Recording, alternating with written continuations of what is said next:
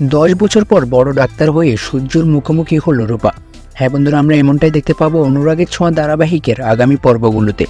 অনুরাগের ছোঁয়া ধারাবাহিকের বর্তমান পর্বগুলোতে আমরা দেখতে পাচ্ছি মিশকার হাত থেকে বাঁচতে গিয়ে উল্টো ফেঁসে যায় সূর্য। মিশকার হাত থেকে বাঁচার জন্য দেখা যায় গ্রামের একটি মন্দিরে আশ্রয় নিয়ে সূর্য এবং ইরা। তবে মন্দিরের আশেপাশে থাকা গ্রামবাসী সূর্য এবং ইরাকে ধরে ফেলে এবং সূর্য ও ইরাকে জোর করে বিয়ে পড়িয়ে দেয়।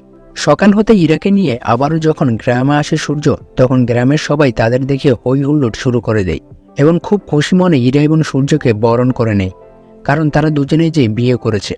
লালির বাবাকে ফোন করে এই খবর দেয় গ্রামবাসী। তখন লালির বাবা, লালির মা সহ লালিদের বাড়ির সবাই হই হুল্লোড় শুরু করে দেয়। অন্যদিকে সূর্যকে খুঁজতে আসা লাবণ্য এবং তবলা জানতে পারে সূর্য আবারও বিয়ে করেছে। সূর্য বিয়ে করেছে শুনে অবাক হয়ে যায় লাবণ্য।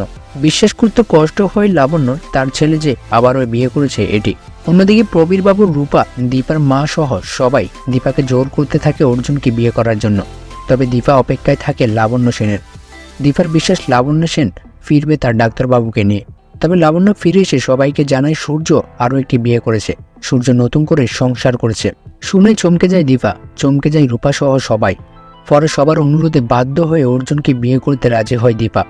তবে অর্জুন সবাইকে শর্ত দেয় যে তাদের বিয়েতে সে আর দীপা ছাড়া কেউ থাকবে না, কেবল তারা দুজনেই মন্দিরের ভিতরে ঈশ্বরকে সাক্ষী রেখে এই বিয়ে করতে চায়।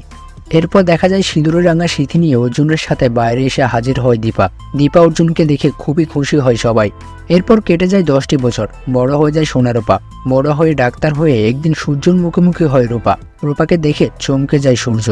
তো বন্ধুরা, তোমরাও কি এমনটাই চাও অনুরাগের ছোঁয়া ধারাবাহিকের আগামী পর্বগুলোতে ঠিক এমনটাই হোক? জানিয়ে দাও কমেন্ট করে।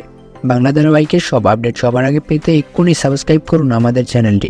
ধন্যবাদ সবাইকে।